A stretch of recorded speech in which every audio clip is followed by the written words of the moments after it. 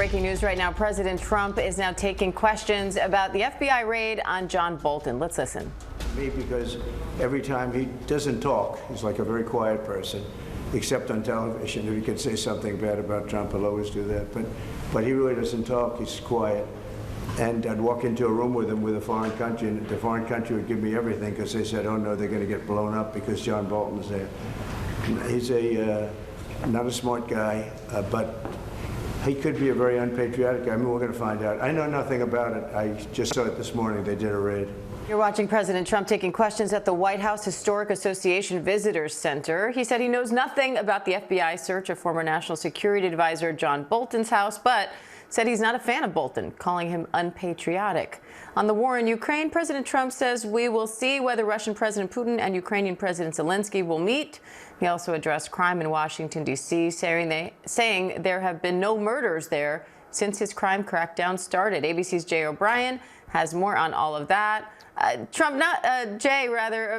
Trump doesn't have any kind words about John Bolton. What do you make of what he's saying here?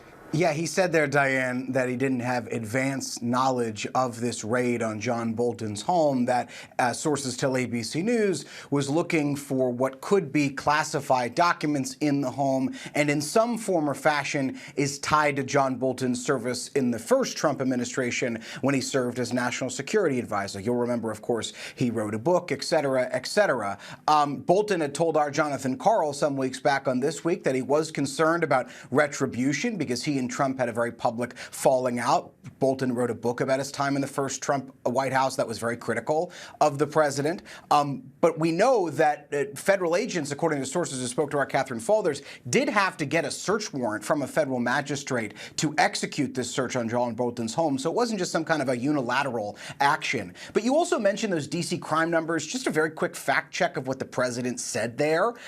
He said that D.C. officials, Mayor Muriel Bowser, et cetera, were pushing quote-unquote phony numbers because what D.C. city leaders have done over the last few days is question why President Trump is doing this takeover of the city's law enforcement now, because crime is at, they say, a 30-year low as of January. Those numbers are not numbers that city officials just came up with out of thin air, and they mean violent crime when they say that. That comes from the Department of Justice. Violent crime at a 30-year low as of January in Washington, D.C. That's what city officials continue to point to. And there's one more thing the president said here, which is he said that murders, you made a point to note this, are down. He said there were no murders since his takeover of Washington, D.C.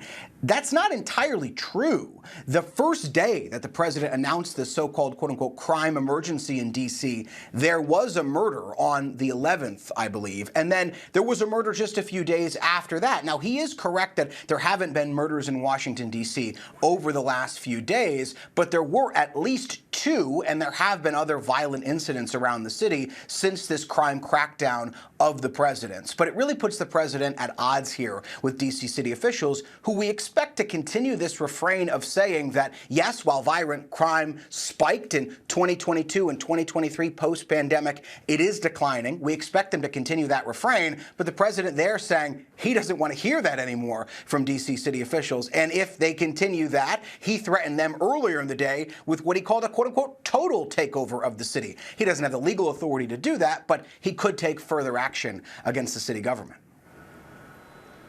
Jay, President Trump also touted his crackdown on crime in D.C., and overnight he threatened a complete and total federal takeover. What do you think he means by that? So that's what we were kind of just alluding to there.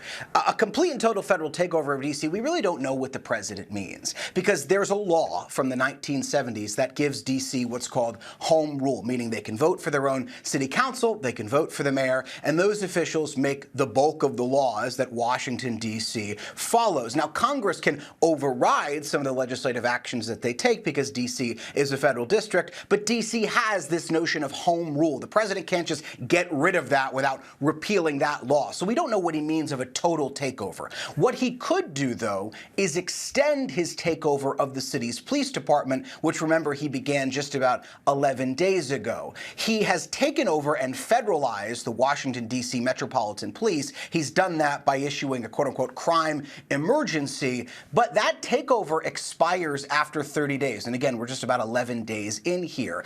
And he can only extend his control of the city's police force if he asks Congress to extend that. And look, he's got a Republican-controlled House, a Republican-controlled Senate. They could pass legislation that formalizes Trump's takeover of the city police and extends it beyond that 30-day window. But Trump didn't specify that that's what he wanted. And in fact, he was just asked moments ago by a reporter, does he want Congress to take some kind of action to formalize his takeover of the city police? And he kind of sidestepped that question. He just started talking about crime stats. So we really don't know what he means, Diane, by this threatened, quote-unquote, total takeover of the city. All right, Jay O'Brien, thank you.